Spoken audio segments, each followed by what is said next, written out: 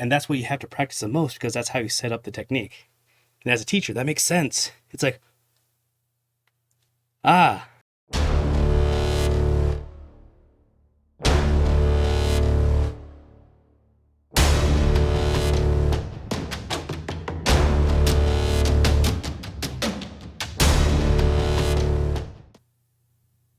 hello and welcome to episode 4 of this karate podcast.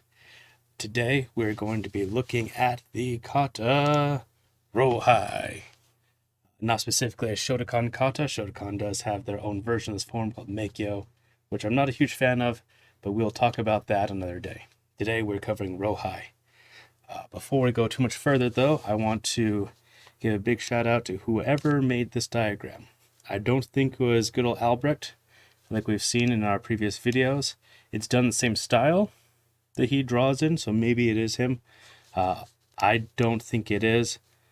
So if anybody out there knows who made this and where it comes from, please let me know. I want to give them credit in the video description and probably buy their book.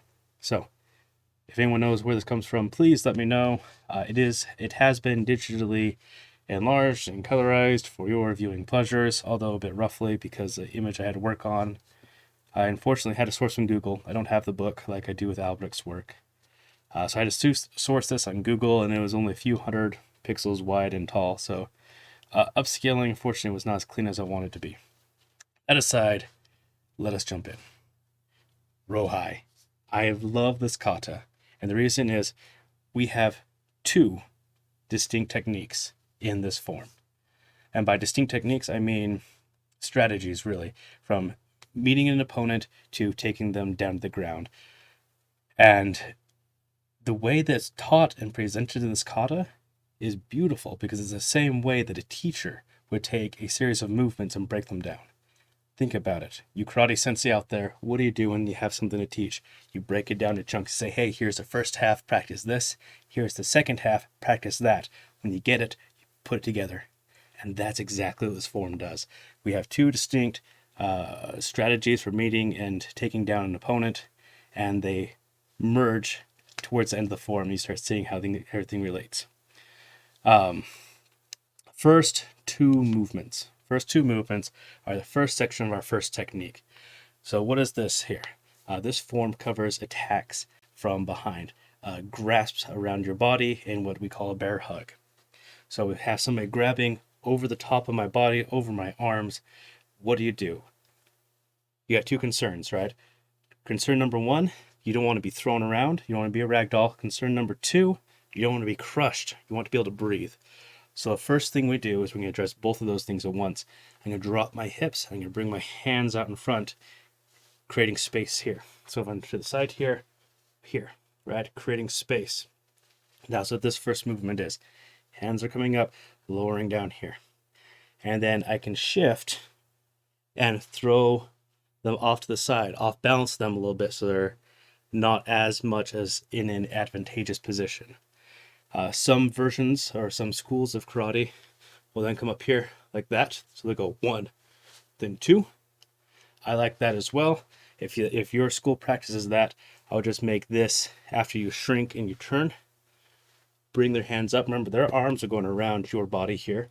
You're going to lift their arms up, creating space here, and then exiting out from underneath their arms, away from the bear hug.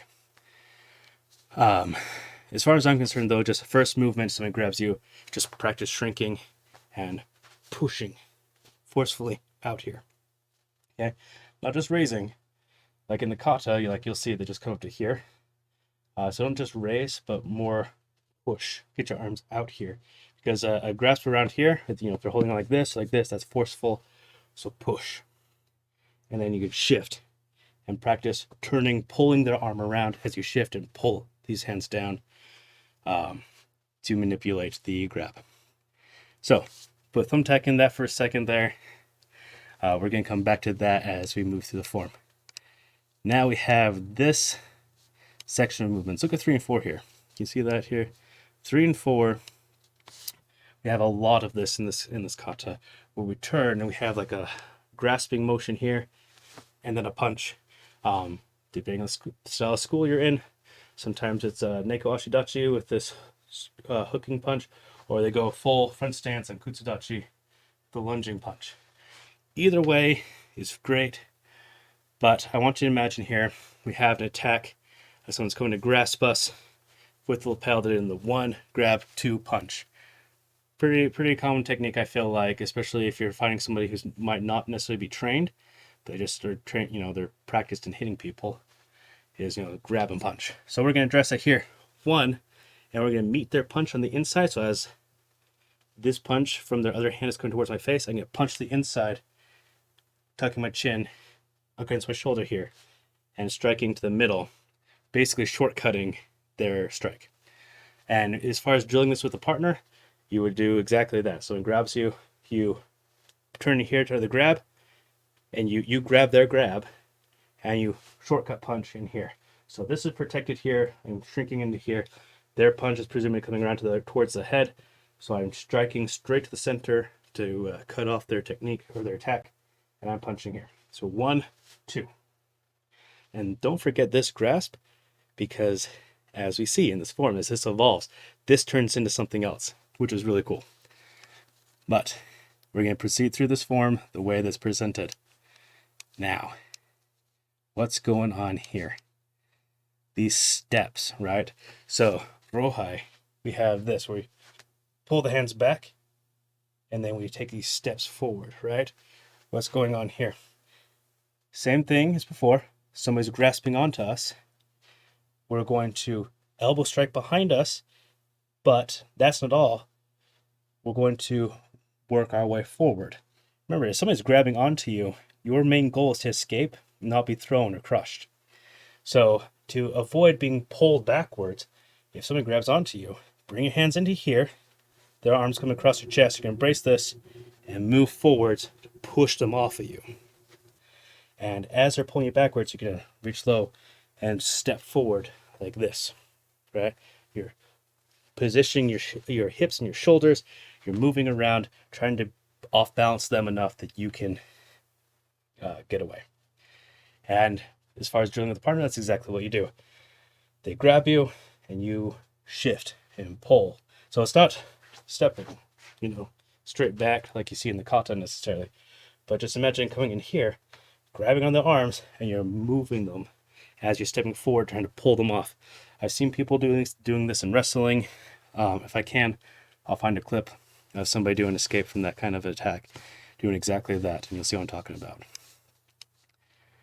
Okay, now this, like the distinctive, like, oh, I know that form, I've seen that before because of this movement. What is this?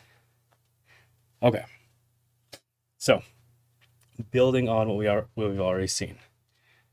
Actually, let's look at 9. So it starts out here, 9, and then we do the same movement here, 10, 11, and then you got a punch, 12, 13, okay? So distinctive movement, 1, 2. What's going on there? So looking back here at 9, okay? I want you to forget about like anything pretty and tall, okay? I want you to instead think of a Muay Thai fighter. How does a Muay Thai fighter hold themselves? Okay, they got their hands in front, okay, and they do this knee thing right here, right? They got this knee in front really easily, and that's so they can either quickly kick or they can check your kicks and basically block your kicks towards them with their leg. And that's what we got here, right? Somebody's kicking towards us. We're going to check it, and after we check it with the knee, we're going to pull our hand down here to keep that kick from coming up and getting us again, okay? So kick comes towards me, block it. I'm now moving towards them. I'm on top of them. His hand's up, guarding my face, either here, either one. And now that I've moved close enough, they're right here against me now. I don't have to worry about that leg anymore. I'm going to bring this up because that hand's probably coming around the side of the face. Bam, here. And then punch. Except not necessarily punch. Like, yes, getting in close and then straight punching down the middle line, that's good. That's fine. Better, and this is what builds on itself. Again, all these techniques, they build on themselves. And we'll see that later in the form. But instead of punch, punch, I want you to think judo grab here, like judo guys, what do they do? Lapel and elbow, or just bicep control in general. Grabbing onto somebody here, and you're off balancing them. So think of it this way: knee check, moving in close, blocking that knee from coming up and hitting you again. This is guarding your face. This comes up again. You're intercepting an attack. Now I've got a hold of them. You're right on top of them like this, and now we can pivot them any way we want, or we can stun them with a punch and pivot them. Why do I say that instead of just 2 punches? Well, it is because after we repeat these movements on the other side, we end up with this. Oh, where it says De Ashibarai number 15. What is going on here? I will tell you. So, think leg check, parry low, block high, positioning here. You're trying to position so their lead foot comes towards you, and then their weight, at their front foot's towards you and their weight's on the back leg. Then you sweep them. And why are we sweeping them? Because we're going to push them to the ground. But we're not done yet. We're not done yet. Let's go to here. Number, I guess 15 again, because there's not a separate number. Yeah, here. So we sweep them. You can't see it, but my leg came up to sweep. And then we go down to here. This, my friends, you're not punching them on the ground. This is either a rear naked choke or what I call a figure 4 choke, or like a triangle choke. Okay, so after you sweep them, your hands on their chest, you pull their, so my right arm would pull their left shoulder towards me.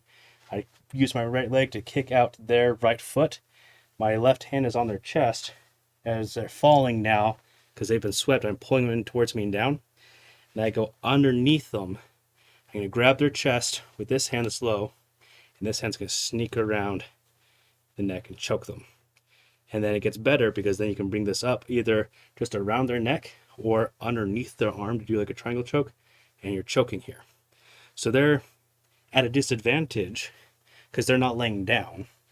You got them in this really weak position where you're squatting behind them on your feet. You're keeping their hips mostly off the ground so they don't have leverage, and you're squeezing them around the neck to choke them. That's what that is. And you see that it built upon itself in steps, right? Because we only saw the sweep and the choke one time in this form. But we saw the block and the positioning many, many times. And that's what you have to practice the most because that's how you set up the technique. And as a teacher, that makes sense. It's like,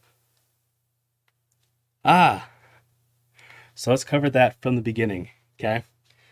I'm going to block, okay? Leg comes up, knee check, block the thigh, moving in towards them. This hand's up here because, keep that up here. I don't know about this in the form, but I'd keep it here at least. Now that you're close enough, right in here on top of them, daze them, or just position here. Then leg sweep and choke. Practice that. I love that. I saw that the first time I did this form. I saw that, I'm like, that makes sense. That makes sense. I love that. That's why I love this so much more than Makyo. Okay. And then we have this middle, the middle section of that technique repeated again. Okay. But then you do a couple punches. Now let's talk about this 19 and 20. So remember how we were here? We were walking forward here, right? And I said, okay, forget about that. Bring your hands in here and practice moving forward with somebody grabbing onto you. So we get our thumbs underneath the grasp, a bear hug around us. We can move forward and then push their hands away from us when we feel like we've weakened their grasp enough that we can get out. Push out and get their hands off of you. But don't stay there. You step back, either elbow strike on your way back if you want, but you grab onto them. Their arm's still out here in front of you, right? Grab onto them, and now hip throw. Specifically, Tayotoshi, body drop.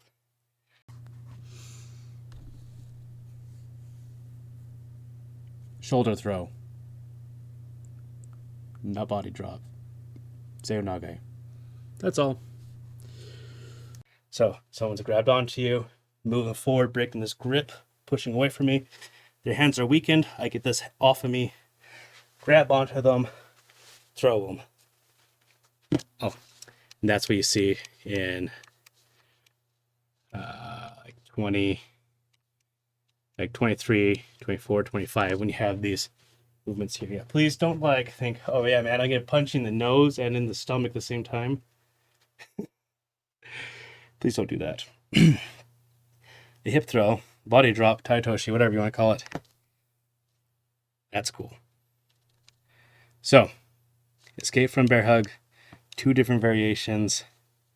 Now we move on to here. And this is the final technique of this form. What is going on here?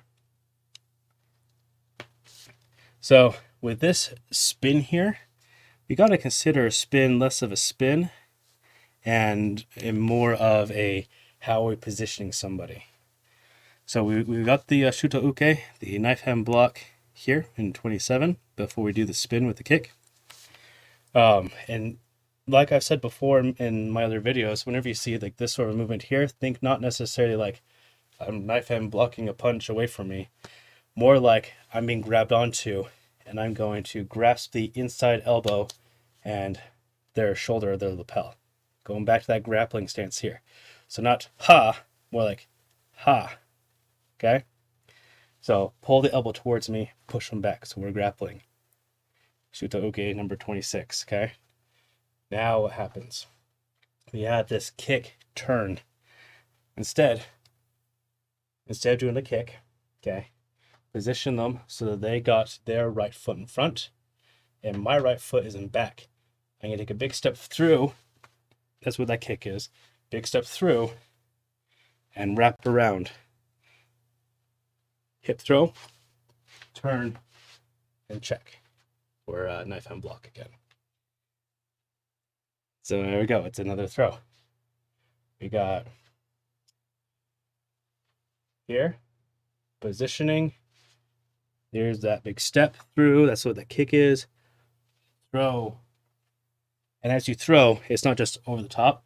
You're lifting them really up in the air and stepping through with it. And then that. Okay. That's it. That is it for this form. Yoi, Fiend. I think this here is the signature of the artist. I have no idea what this is. Again, if you guys know who that is, let me know. But let me know what you thought of this form. I had a lot of fun going through this. I'm a Shotokan background guy. I did not know this form until recently, and learning it was a blast. Let me know what you guys think. Let me know what your favorite form is. And if you think I missed a practical technique that you can do a drill with, there's some stipulations there. A practical technique that you can do a drill with for real fighting, let me know. I think that's all for now. So until next time, sayonara.